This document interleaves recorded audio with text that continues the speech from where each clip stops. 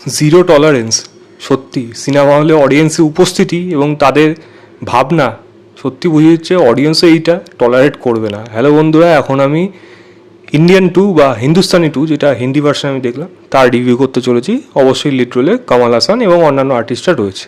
শঙ্কর স্যারের এই সিনেমা তো কেমন হলো, গল্প যদি ছোটো করে বলি, ট্রেলারের মধ্যে যেটুকু আছে, ইন্ডিয়াতে করাপশন আরও বেড়ে যাচ্ছে সেটা নিয়ে একটা নিউজ করছে বা বলা যায় কাইন্ড অফ ইউটিউবে মানে সোশ্যাল মিডিয়া মেটেরিয়াল হিসেবে সিদ্ধার্থ এবং তার টিম ওয়ার্ক করছে, করাপ্টেড লোকদের ধরিয়ে দিচ্ছে, তাদের বিরুদ্ধে অ্যালিগেশন আসছে, তারা ইন্ডিয়ানকে চাচ্ছে এমন একজন লোককে যে এই করাপশনের বিরুদ্ধে লড়বে। ইন্ডিয়ান আসছে এবং এসে কীভাবে লড়ছে এবং আলটিমেটলি কী রেজাল্ট দাঁড়াচ্ছে এই নিয়েই সম্পূর্ণ সিনেমা রয়েছে। এর থেকে বেশি জানতে হলে 3 ঘন্টার এই সিনেমা আপনাকে সিনেমা লেগে দেখতে হবে। দুঃখের বিষয় হলো এই সিনেমার মধ্যে আমার কিন্তু ম্যাক্সিমাম দিক কিন্তু নেগেটিভ দিকই লেগেছে। যেরকম শঙ্কর স্যারের সিনেমার থেকে অ্যাটলিস্ট এরকম ধরনের নেগেটিভ দিক আশা করা যায় না। অনেক কিছু করে যেগুলোকে আমরা মেনে নিই, ঠিক আছে, কিন্তু তার মধ্যে তার নিজস্ব কিছু স্টাইল থাকে যেটা এই সিনেমার মধ্যে সম্পূর্ণভাবে মিসিং। সিনেমার চিত্রনাট্য মানে কোথার থেকে যে শুরু হয়েছে কোথায় শেষ হয়েছে, মানে যেইভাবে গল্পটাকে লিখেছে ভয়ঙ্কর। মানে এরকম বাজে রাইটিং আমি আজ অবধি দেখিনি, অ্যাটলিস্ট শঙ্করের সিনেমাতে দেখিনি। আই করুক বা অন্যান্য অনেক সিনেমা আছে যেইগুলোতে চিত্রনাট্য একটু গড়বড় আমার মনে হয়েছে, কিন্তু সেইগুলো উতরে যায়। অনেক ভালো ভালো এলিমেন্ট আছে এই সিনেমার মধ্যে, সেই জিনিসগুলোই নেই। প্রথম কথা হলো এরকম একটা ঘটনা ঘটছে, ইন্ডিয়ান আসছে, সে কেন আসছে, সে কোথায় ছিল, সে কী করে এই এত বছর ধরে বেঁচে আছে, সেগুলোর প্রপার ব্যাখ্যা এখানে নেই। তার আসার পেছনে কারণটা একটা ডায়লগ আছে, আমি এখানে বলছি যে আমি ওয়েট করছিলাম। কেন এই দিনটার জন্য কেন ওয়েট করছিল, মানে অদ্ভুত টাইপের লাগলো। মানে এরকম ধরনের প্রেজেন্টেশন, এরকম ধরনের আইডিয়া, স্টোরি আইডিয়া কেন আসলো মাথার মধ্যে, মানে কোনো কারণ নেই, লজিক নেই। মানে একটা অদ্ভুত ব্যাপার। মানে একটা সুস্থ সবল মানুষ এরকম ধরনের লেখা কিন্তু লেখে না, যেটাই গল্পের মধ্যে এসেছে। প্রথম কথা, সিনেমাটা 3 ঘন্টার সিনেমাই না, এটা 8 ঘন্টা আরও আরামসে কমিয়ে দেওয়া যায়। গানগুলো জোর করে ফোর্সফুলি রাখা, গানগুলো একটা গান এখানে ওয়ার্ক করছে না সেরকমভাবে। শুধু কামব্যাক ইন্ডিয়ান গানটাই জাস্ট ভালো লাগে, জাস্ট ওটাই চলছে এবং ওটাকেই বিজিএম হিসাবে যেইটুকু জায়গায় ইউজ করেছে সেইটুকু জায়গায় ভালো লেগেছে। আদারওয়াইজ গান কিন্তু এখানে বলতে গেলে সত্যিই ভালো হয়নি। এবং যেইগুলো বিশেষ করে অনেক ভালো ভালো আর্টিস্ট আছে এখানে, আমি পারফরমেন্সের কথা যদি বলি, দেখুন সিদ্ধার্থ তার নিজের মতো চেষ্টা করেছে, সিদ্ধার্থের পারফরমেন্স আমার খারাপ লাগেনি। কামাল হাসান কিছু কিছু জায়গায় ইমোশনাল জায়গাগুলোতে ভালো পারফর্ম করেছে, কিন্তু এমন এমন জায়গা আছে তার পারফরমেন্সটা না ওই প্রস্থেটিক মেকআপ দিয়ে না অতটা বোঝা যাচ্ছে না। মানে চোখের এক্সপ্রেশনগুলো না অতটা ঠিকঠাক আসছে না, মনে হচ্ছে যেন এটা বোধহয় ফেক হচ্ছে, এই জিনিসটা বারবার মনে হচ্ছে। আর প্লাস কামাল হাসানের কথা তো সহজে তো বোঝা যায় না, নর্মাল কথা বললেও বোঝা যায় না।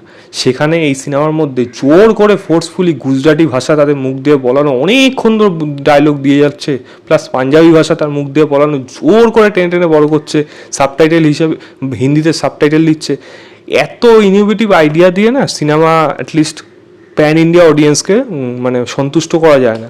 সবাই কিন্তু হিন্দি ল্যাঙ্গুয়েজ নিচে লেখা বা হিন্দি পড়া কিন্তু বোঝে না, সেটা অ্যাটলিস্ট শঙ্করকে বুঝতে হবে যে কোন জায়গাটা আমাকে ঠিক আছে কাজ করেছে, খুব অ্যাকুরেসি রেখেছে। সিনেমার মধ্যে তো সিনেমা অ্যাকুরেসি নেই, তাহলে এই জিনিসগুলো কেন এত অ্যাকুরেসি দেখাবে, কাদের খুশি করার জন্য? গুজরাটি আর পাঞ্জাবি লোকরা সেই জিনিসগুলো বুঝতে পারবে, আর যারা হিন্দি লেখা বুঝতে পারে তারা বুঝতে পারবে। লোকে কি সাবটাইটেল দেখার জন্য সিনেমা হলে গিয়ে সিনেমা দেখবে আপনার সিনেমা? এটা ডেফিনেটলি না। সেই জিনিসটাই এখানে হয়েছে। মানে প্রথম কথা, এই যে পীয়ূষ মিশ্রা, জাকির হুসেন, তারপর গুলশান গ্রোভার, এদের জোর কোনো জায়গা নেই। এস সুইয়া, মানে ফালতু ওয়েস্ট হয়েছে এই সমস্ত আর্টিস্টদের দিয়ে কাজ। একমাত্র ইমোশনাল জায়গা যদি কিছু সিনেমাটার থেকে থাকে, শুধু হলো কিছু কিছু ইমোশনাল জায়গা আছে যেগুলো আমার খারাপ লাগেনি, শঙ্করের নিজস্ব স্টাইল অনুযায়ী সেইগুলো উতরে যায়, তবু শঙ্করের মাপ অনুযায়ী না। তবে হ্যাঁ, একটা যেটার আইডিয়া আমি আগেই পেয়ে গেছিলাম, বুঝেই গেছিলাম সিনেমাতে ওরকম একটা ঘটনা ঘটতে চলেছে, তো সেটা আমার কাছে ভালো বলবো, তবে যেই মাপটা দরকার ছিল সেটা আমার কাছে পৌঁছাতে পারেনি। সিদ্ধার্থ এবং সমুদ্রিকারণী যেই জায়গাটা রয়েছে সেটা একটা ইমোশনাল জায়গা রয়েছে যেটা আমার কাছে ওয়ার্ক করেছিল, কিন্তু মানে গেস আমি আগেই করে ফেলেছিলাম এরকম।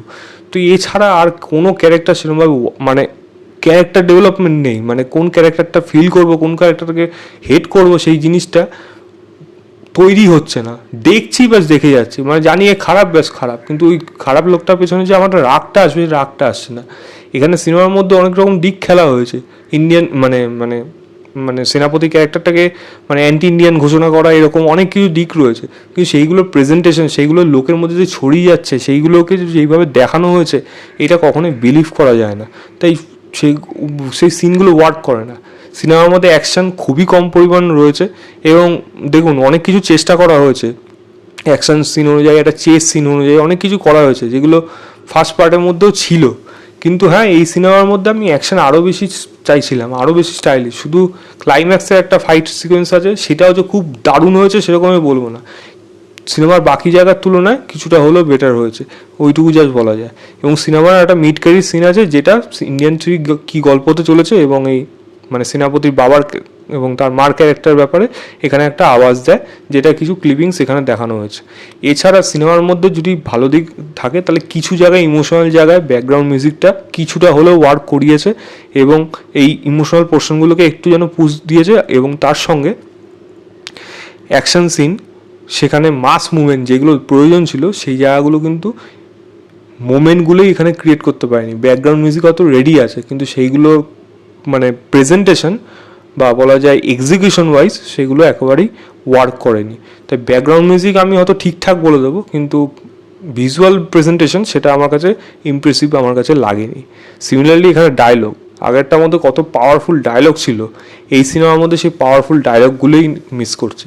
অনেকগুলো ক্যারেক্টার আছে, অনেকগুলো জিনিস দেখানো হচ্ছে যেগুলোকে এই গল্পের মধ্যে রয়েছে, কিন্তু তার যে পরিণতি এবং এই যে সেনাপতি ক্যারেক্টারটা ফার্স্ট পার্টে যেরকমভাবে মারছিল, যেরকমভাবে ধরে আনছিল, তবু তার মধ্যে বলবো একটা তাও কিছু লজিক্যালি কিছু জিনিস ছিল যেটা আমার বিশ্বাস করছিল এখানে যা হচ্ছে, তারপরে যা ঘটনা ঘটছে, কীভাবে গেল কীভাবে বেরোলো তার কোনো উত্তর এখানে নেই।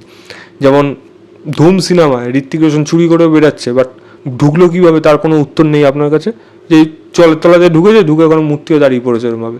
এখানেও সিমিলারলি ওরকম, ও বেরিয়ে আসছে কী করে এই ঘটনাগুলোর পর, সেইগুলো কোনো দেখানোর সিন নেই। একটা প্রপার এরকম ভিজিলেন্টি সিনেমা দেখাতে গেলে এই জিনিসগুলোর প্রয়োজন, যে মনে হবে এখনই বোধহয় ধরা পড়বে, কিন্তু ধরা পড়ছে না। এইগুলো দেখানো কিন্তু প্রয়োজন হয়, যেটা আমার সিনেমার মধ্যে মনে হচ্ছে। রাইটিং ওয়াইজ খুবই বাজে হয়েছে এই সিনেমাটা। এবং যদি বলি ভালো দিক, ওই সামান্য একটু কিছু ইমোশনাল মোমেন্টগুলো রয়েছে, সিদ্ধার্থ এবং তার বাবার মুহূর্তগুলো ভালো হয়েছে, সিদ্ধার্থ তার মায়ের মুহূর্তগুলো যেগুলো ছিল সেগুলো তাও ভালো ছিল। এবং প্রেমের অ্যাঙ্গেল যদি বলি, সিদ্ধার্থ রকুলপ্রীত একেবারেই জমেনি। এবং বাকি আর সেরমভাবে পজিটিভ দিক আমার তো এই মুহূর্তে অ্যাটলিস্ট মনে পড়ছে না। মানে সিনেমাটা আমাকে লিটারেলি ডিসঅ্যাপয়েন্ট করেছে। আমার কাছে সিনেমাটা একটা বিলো অ্যাভারেজ সিনেমা, আমি ম্যাক্সিমাম 2 স্টার দেবো আউট অফ 5। শঙ্করের ভিশন মারাত্মক, যেরকমভাবে গানগুলোকে শ্যুট করা হয়েছে, প্রেজেন্ট করা হয়েছে, কিন্তু সেগুলো কোনো প্রয়োজন ছিল না এটুকু বোঝা যাচ্ছে। বাট হ্যাঁ, সেইগুলো দেখতে গ্র্যান্ডিয়ার লেগেছে, এইটুকু জাস্ট বলতে পারি। ম্যাক্সিমাম 2 স্টার দেবো আউট অফ 5, বাকিটা আপনারাই ডিসাইড করুন। তো এই ছিল আমাদের রিভিউ ইন্ডিয়ান 2 বা হিন্দুস্তানি 2। ভিডিওটা ভালো লাগলে লাইক, শেয়ার এবং চ্যানেলটাকে সাবস্ক্রাইব করে দেবেন। বাই।